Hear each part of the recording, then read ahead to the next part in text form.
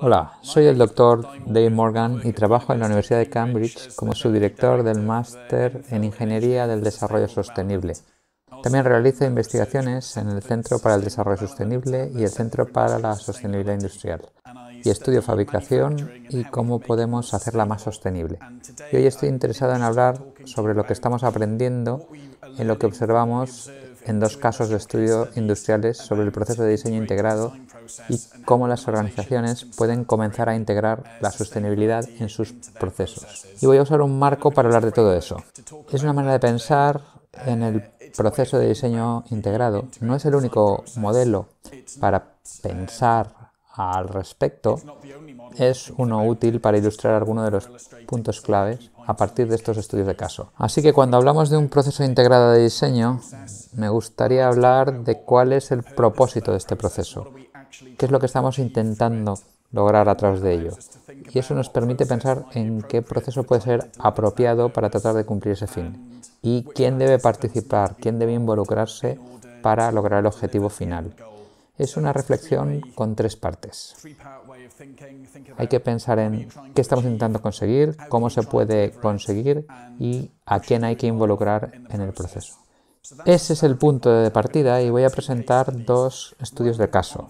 Uno de una empresa que está bajo presión en las dimensiones económicas y medioambientales, que tiene que cambiar la manera de hacer negocio para ser más sostenible a largo plazo, y otra empresa que tiene problemas en la forma en que hace el transporte personal y ha creado una startup desde cero para intentar tener en cuenta estas cuestiones. Así que voy a empezar con la empresa AB Sugar, que es una empresa con sede en el Reino Unido. Normalmente nos centramos en entregar la calidad y el coste adecuados de forma oportuna y tratamos de integrar disciplinas y funciones y prestar atención al momento y la intensidad de la comunicación cuando estamos entregando productos y procesos, y pensamos en todas las disciplinas técnicas que hay que tener en cuenta.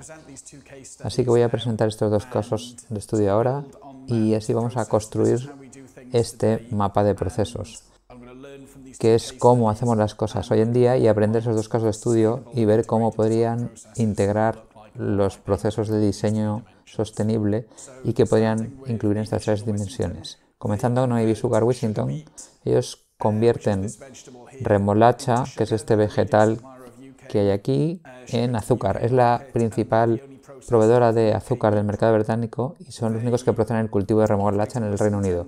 Operan en Washington, que está a unas 20 o 30 millas al norte de Cambridge, donde estamos situados, y han estado operando en este sitio durante más de 50 años y son la mayor fábrica de remolacha en el mundo.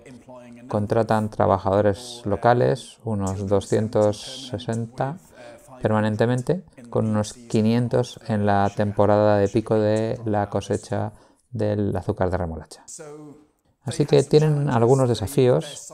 Este sitio tiene una enorme inversión de capital, con lo cual necesitan explotar estos activos de la forma más productiva posible. Hay muchos empleos locales que dependen de la continuidad de la producción en la fábrica y por estos factores son vulnerables a los cambios en la estructura de coste de los mercados europeos del azúcar, que proporcionan subsidios con cuotas que pueden cambiar con el tiempo. Son vulnerables a los cambios de clima porque son un negocio de agricultura y hay riesgo de que los suelos se degraden a lo largo del tiempo, y los agricultores pueden cultivar cualquier cosa que quieran, no tienen por qué cultivar remolechas.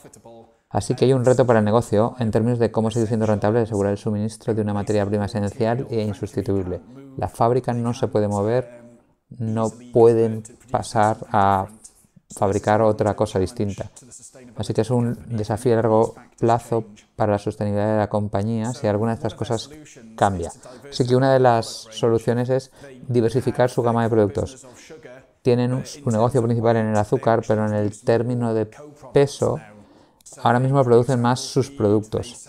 Así que producen piensos para animales, venden cal, ellos producen también bioetanol, todo como subproducto de su proceso principal, que ahora introduciré.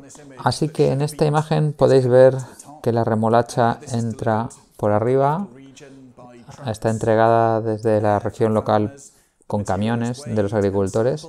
El material se pesa, se muestrea y se toma una lectura de cuánta azúcar hay en el producto y es lo que usan para pagar. Lo descargan, lo limpian y luego se corta en pequeños trozos en forma de patatas fritas, antes de pasar a través de los difusores que empiezan a extraer el azúcar. Aquí es donde entra en juego la caliza. Entonces tienes un zumo fino que pasa a través de un evaporador, donde le ponen calor en el proceso y crean un zumo espeso, así que quitan parte del agua y luego convierten ese zumo espeso en cristales, lo almacenan y lo convierten en bolsas que crean el azúcar. Ahora, durante mucho tiempo han estado tomando algunos de estos subproductos, como la capa superior, que es el lavado de la remolacha cuando se trata, y lo están vendiendo. Cualquier piedra que esté mezclada se mide y en algunas se convierte en agregados, que también es vendido. Toman los residuos de la extracción del azúcar, la pulpa de la remolacha, y lo transforman en comida para animales. Y también obtienen desechos de la cal, subproducto del proceso de purificación, que venden a los agricultores para que lo pongan en las tierras como fertilizantes. Pero debido a estas crecientes presiones económicas y a los potenciales cambios en el mercado, buscaron diversificar sus operaciones y hacerse más independientes. Ellos introdujeron una planta de producción combinada de calor y energía que también genera calor con este proceso, obteniendo algo de independencia de la red energética nacional, pero que también produce calor residual, que es un calor de bajo poder, pero que decidieron utilizar para ayudar a mejorar el crecimiento de más productos agrícolas.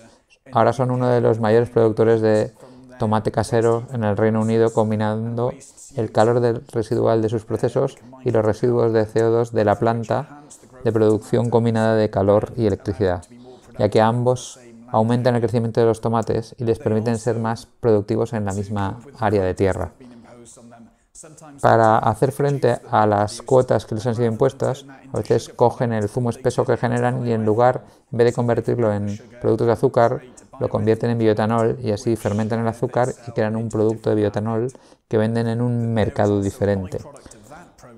También hay un coproducto de este proceso, que es el CO2, para el cual han hablado con una empresa que coge el CO2 de ese proceso y tiene un contrato con ellos ahora. Así que de repente han pasado a ser una fábrica de azúcar a ser una biorefinería, como se llaman a sí mismos. Así que también venden electricidad, tomates, CO2 líquido, bioetanol y un número de otros coproductos químicos que emergen del proceso al que añaden valor. No hay nada que deje el lugar sin que se le haya añadido valor. Es una historia realmente única e interesante. Esta es la vista de los tomates en el invernadero. Algo que merece la pena contar es que ahora han empezado a identificar oportunidades para hacer uso de recursos inutilizados o reutilizar los desechos. Recolectan el agua de lluvia desde el techo del invernadero para regar los tomates. Podéis ver los carriles estos de aquí, por los que los recolectores se mueven arriba y abajo para cosechar la fruta, pero que también son las tuberías que llevan el calor residual del proceso. Así están utilizando un enfoque multifuncional en el cual, en lugar de tener dos sistemas, emplean un sistema para cumplir las dos funciones. Y se ha convertido en una parte muy seria de su negocio. Este es uno de mis colegas que fue invitado a unirse a una de las catas para asegurarse de que tiene la mejor calidad en las variedades de tomates. Así que se han convertido en horticultores serios y también en sus coprocesos. Y ahora los coproductos están realmente pensados para ser responsables de la mayoría de su crecimiento en ingresos y representan alrededor de una cuarta parte de sus ingresos totales. Y continúan buscando y tratan de extraer más valor de los recursos que tienen ahora. Ahora están mirando al invernadero y viendo qué otra cosa pueden cultivar allí, y en realidad están avanzando hasta el cultivo de una versión de la planta del cannabis que será específicamente utilizada para fines médicos, por ejemplo, los medicamentos que se dan a los niños que tienen un tipo raro de epilepsia. Así que están intentando extraer incluso más valor de los desechos que tienen. Para ello necesitan trabajar con otras personas, ya que no siempre tienen la capacidad para hacerlo. Entonces, la primera vez que plantaron tomates, sus ingenieros químicos encontraron que crecían muy grandes y muy desabridos, así que trajeron a personas que pudieran ayudarles con la horticultura e iniciaron un negocio basado en eso. El embotellado de CO2 no tiene nada que ver con ellos. Traen otra empresa por contrato y les dan acceso al CO2. El bioetanol es una cooperación entre el departamento de BP y también involucra al gobierno británico para asegurarse de que haya mercado para el bioetanol producido. Entonces, aquí ya se puede ver que AB Foods, que es la empresa matriz, y AB Sugar tienen un complejo ecosistema de empresas propias, empresas unidas y colaboraciones que les permite acceder al valor de este modelo particular.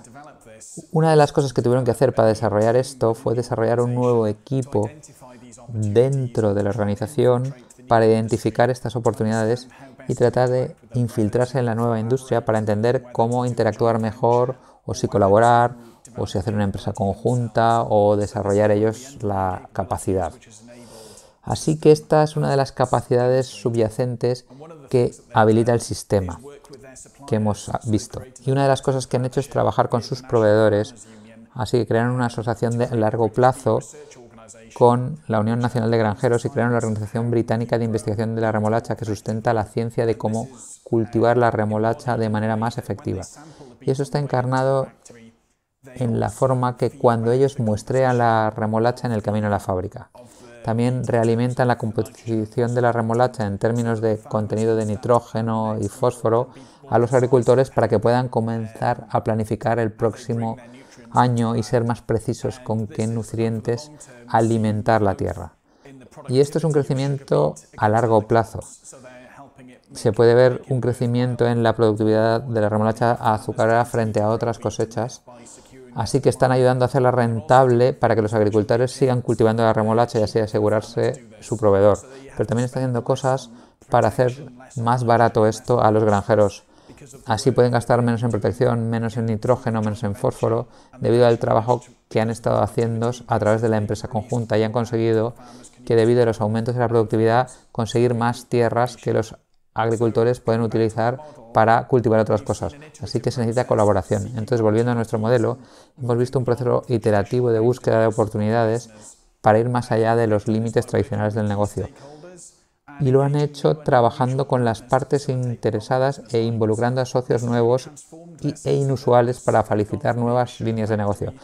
Esto realmente ha transformado el propósito. Han pasado a ser una fábrica de azúcar a pensar en sí mismos como una empresa con una capacidad para desarrollar biorefinerías, de donde extraer el mayor valor de los recursos disponibles y utilizar el pensamiento sostenible como lente de innovación para tratar de identificar e impulsar nuevas oportunidades. Esta es una empresa que ha respondido a las presiones de la sostenibilidad. Y lo siguiente de lo que voy a hablar es una visión distinta de cómo quieren cambiar la forma en la que pensamos del transporte automotriz. Y están impulsados por un propósito, no ganar dinero, sino conseguir sistemáticamente la eliminación del impacto ambiental del transporte personal. Así que no están viniendo con ningún prefijo tecnológico. Comenzaron con una idea muy abierta de conseguir un resultado, un transporte personal sin impacto ambiental. Y por supuesto han tenido que desarrollar tecnologías muy inteligentes para ello. En esta representación, en este diagrama del vehículo, puedes ver aquí que cada rueda está impulsada por un motor.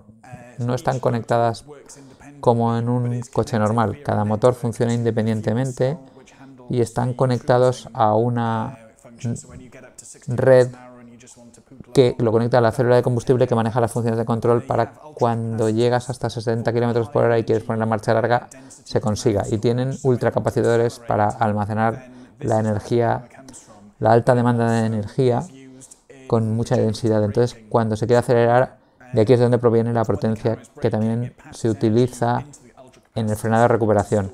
Así que cuando el coche está frenando, pasa energía a los ultracapacitadores para que estén listos para su uso posterior en aceleración. También se preocupan de diseñar el modelo de negocio. Están pensando en como un teléfono móvil, cobrar por acceder al coche. y análogamente al uso del teléfono, también vender las millas recorridas como un servicio. Así que ellos pondrán el combustible en el coche de la misma manera que nos cobran por los minutos utilizados en el móvil. Así que como venden las millas recorridas como servicio y el acceso al coche, esto los incentiva a hacer el combustible lo más eficiente posible y maximizar la longevidad del coche y evitar su obsolescencia. Así pueden hacer dinero de muchos clientes a medida que avanzan. Además, acceden a los ingresos integrados en el mercado de segunda mano que no son accesibles a empresas que simplemente venden un automóvil como una compra única. Entonces es un modelo interesante, no se trata solo del diseño del producto, sino del modelo de negocio que lo acompaña. Y piensan en todo el sistema, cómo se organizará el negocio a partir de la infraestructura que apoyará al automóvil. Están buscando un servicio de ciudad por ciudad, para que solo tengan que desarrollar la infraestructura de hidrógeno para una sola ciudad. Piensan en la cadena de suministro y se aseguran de que el modelo de propiedad fluya de regreso a la cadena de suministro, porque la empresa que desarrolla los motores será la mejor compañía para entender cómo reciclarlos y usarlos al final de la vida. Así que es una vista holística a todo el sistema, no es solamente diseñar un componente, se trata de pensar en cómo todo encaja.